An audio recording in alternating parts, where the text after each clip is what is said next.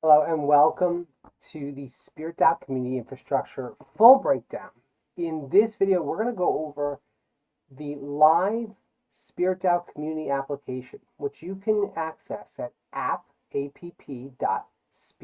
S-P-I-R-I-T, DAO, D-A-O.org. The application is now live, and SpiritDAO is a community for communities. And today, we're going to reveal and review the infrastructure that makes all of this possible.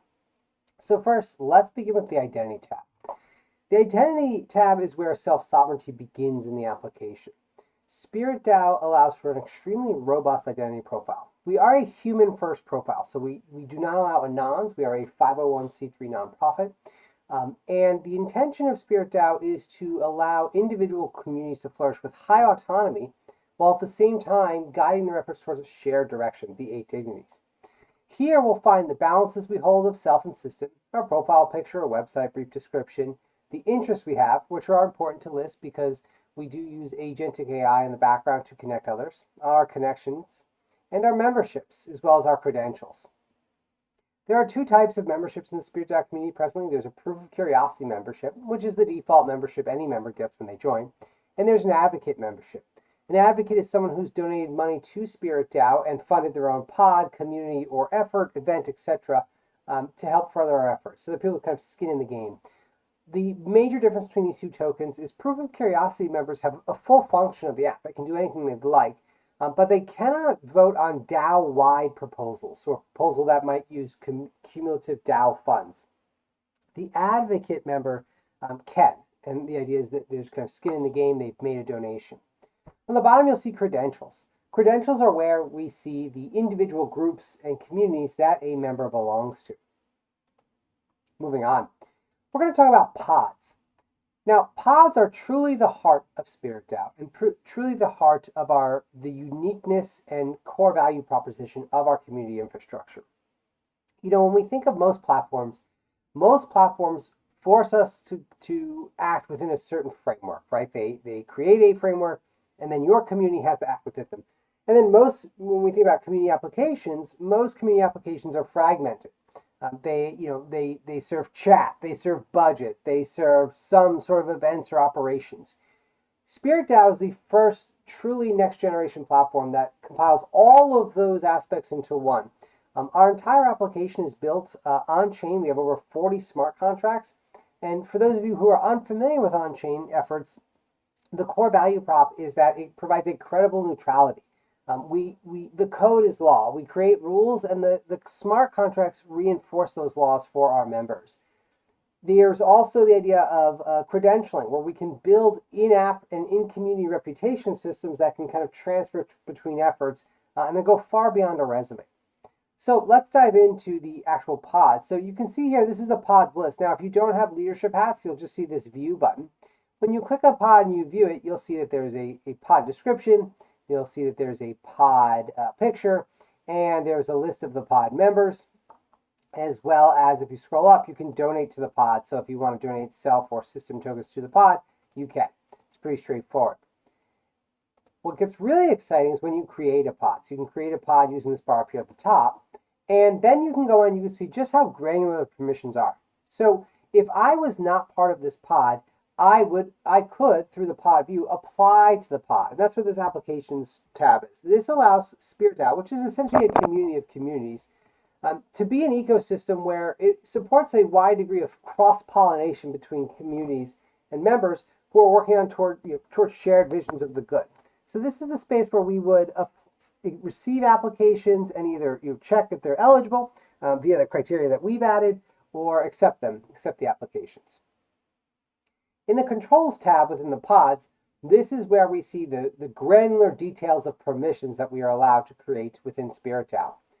With pods, you have a create role function. So basically, whenever you create a pod, and it requires at least 3 members to create a pod, those leaders are airdropped leadership hats. And the leader hat is kind of the highest role within a group, within a pod. The leader hats and the other hats that you can create via roles all have customizable permissions. So, for example, when I hit configure, I will see there's a whole permissioning infrastructure here.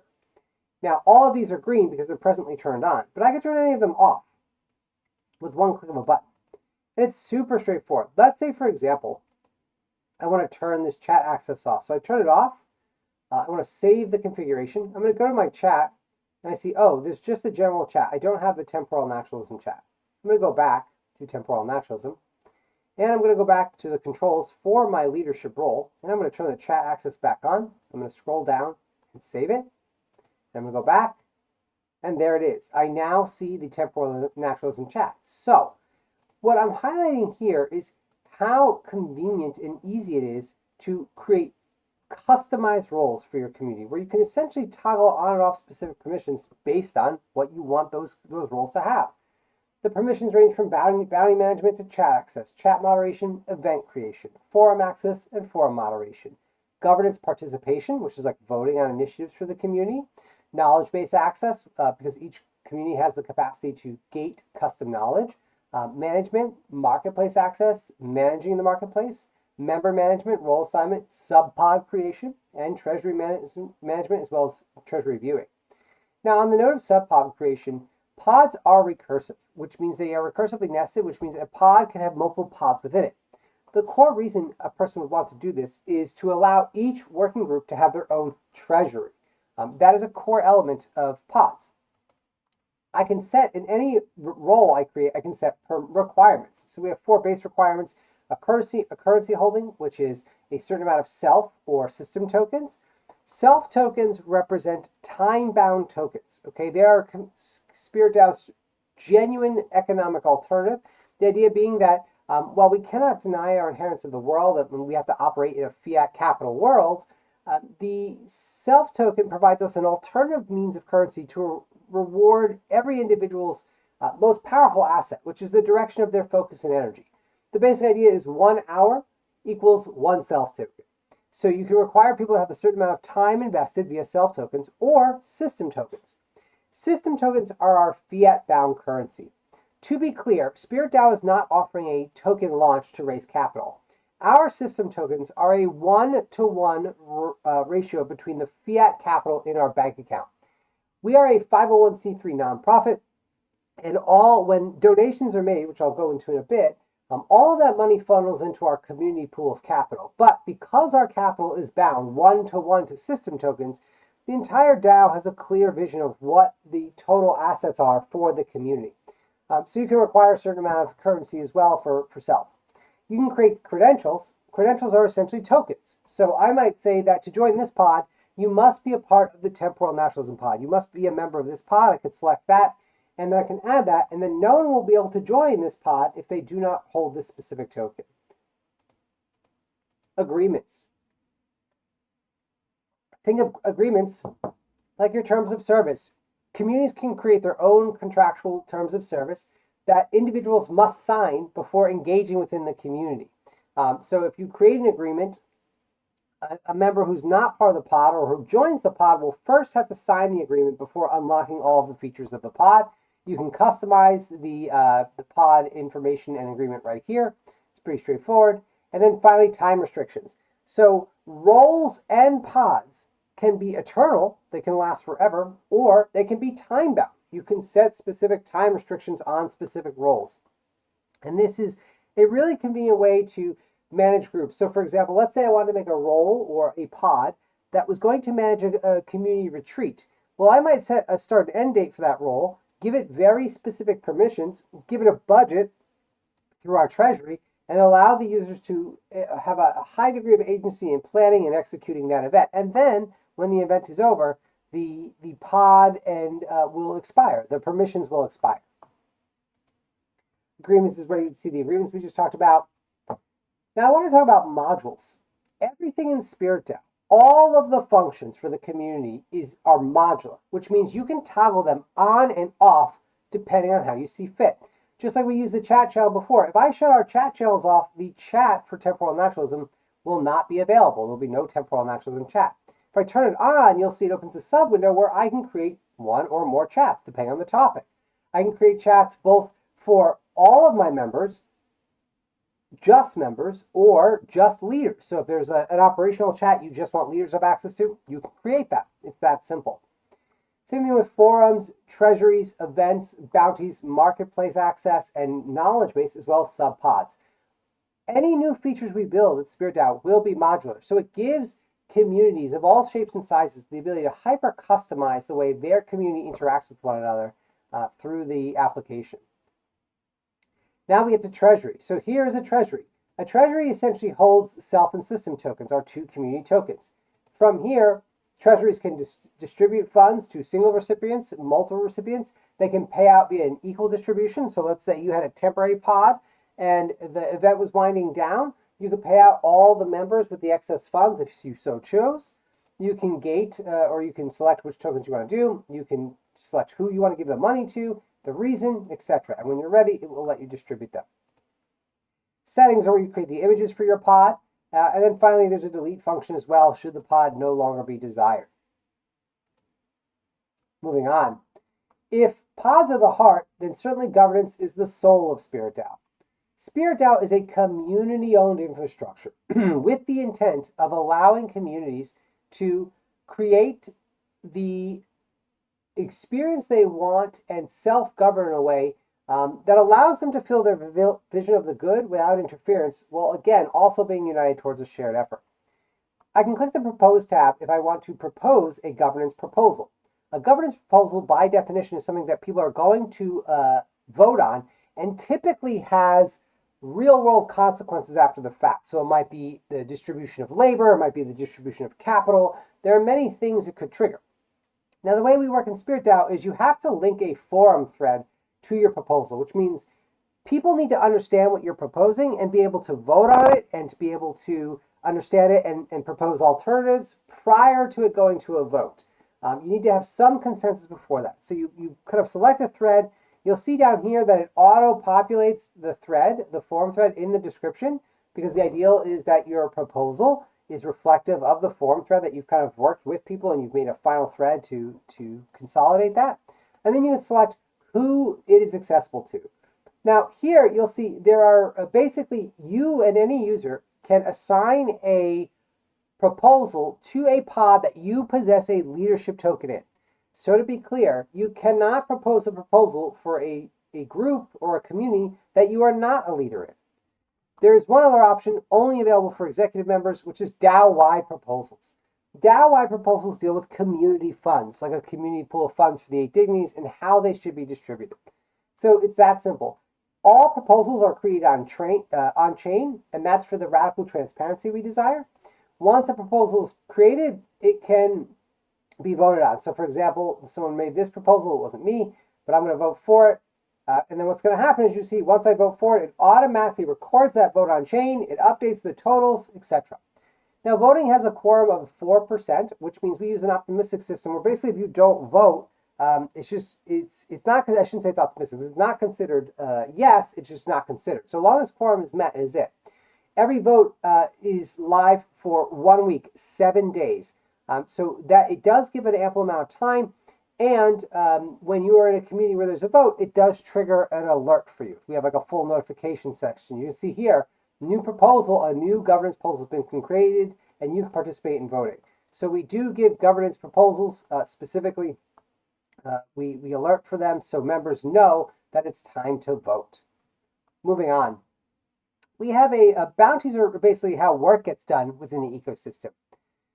Bounties are created. You can create a bounty or view bounties. If you view bounties, you can see them in public here. You see the bounties. Oh, spread the word. You can see that there's a description of the bounty. There's the kind of the details of it. When it was created, who was created by, the tasks that are required for the bounty. So every bounty is going to have a concrete list of tasks that must be done, and the questions to answer when you are bidding on the bounty. And I created this bounty, so I cannot apply for it. But if I was looking at a bounty that I did not create, I would be able to see it apply here.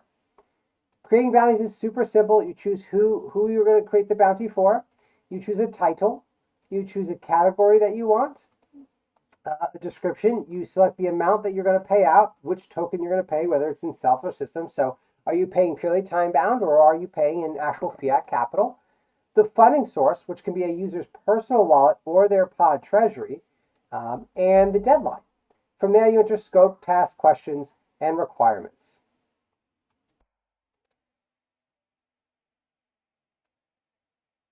With bounties, you can choose how to accept bids on them as well, whether it be a single bid, multiple bids, unlimited bids, or towards the deadline.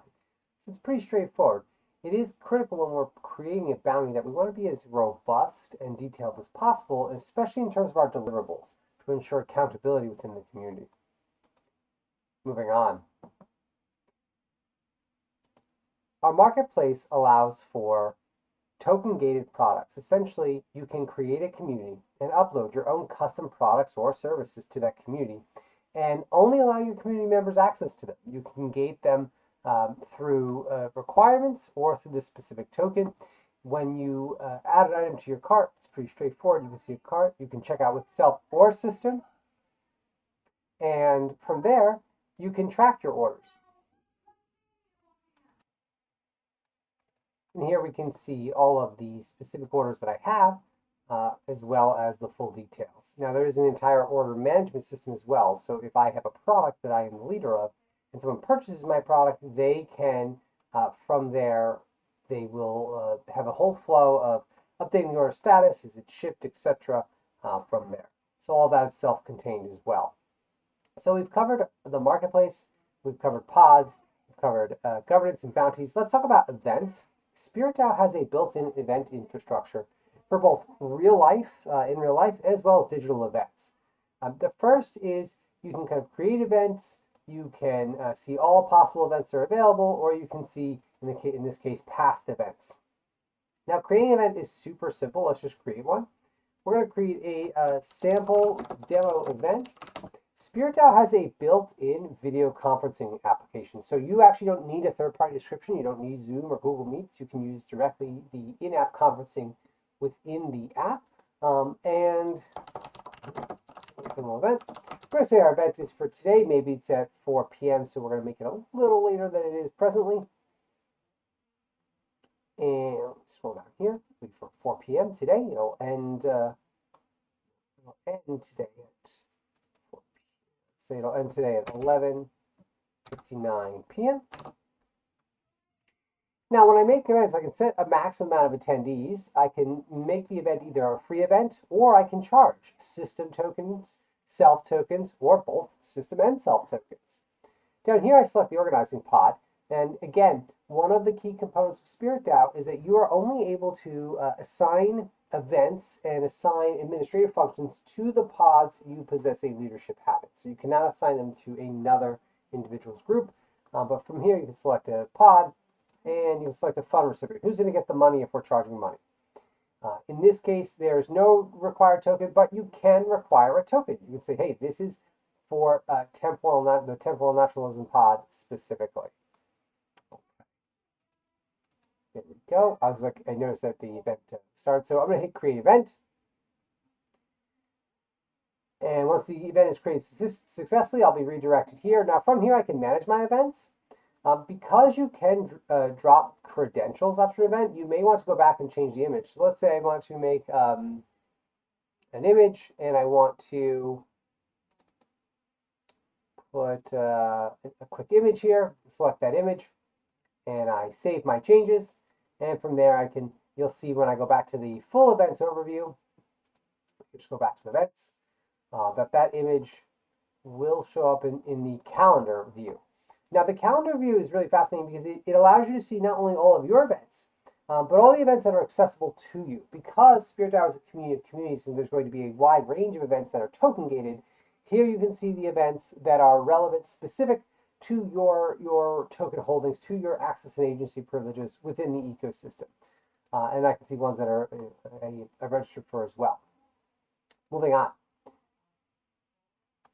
Next, we'll cover donations. So the SpiritDAO financial infrastructure is really straightforward.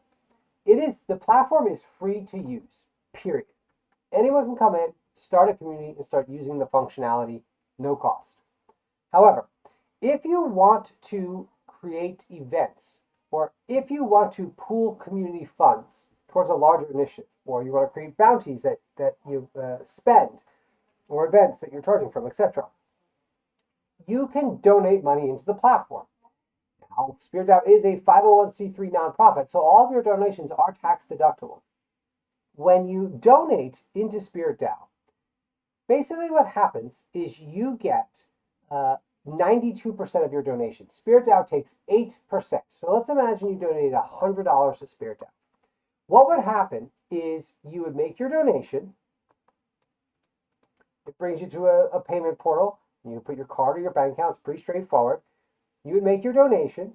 You have to pay the processing fee. So with this $100 donation, you get $89.30, and you'd get that exact amount of system tokens immediately transferred to your own wallet, your own account, which you can always view here in Identity. It'll show you up here. The marketplace also shows you how many tokens you have. Once you have that capital in your wallet, then you can donate it. You can donate it to a pod. So I want to donate to the Temporal Naturals pod. I click the donate button. If I wanted to donate to the, if I want to donate to an event, or I want to donate to another member, I can do that. If I go to our members directory here, I can see, oh, these are the members. And if I see this little green dot, that means the member's online. I can click. And oh, here, I can give Victor a gift if I want. I can send him any amount of system or self tokens. And from there, it's pretty straightforward. I can collect my donation. Now, let's say I have that. Let's say I made that $100 donation, and now I have $89.30 system tokens in my account. I want to claim those tokens. I want to take them out. So if I have that, I want to take out $89 worth of system tokens. So what happens is the nonprofit is a holding company for SpiritDAO. That's part of the benefit of the communal, collectively owned infrastructure, is our shared financial efforts and our shared financial ecosystem. On the fiat side has interest-bearing activities going on, but I can always take that money out whenever I want it. I just claim, I burn my system tokens. So in this case, I'm going to burn 89 system tokens, and the estimated payout is $89.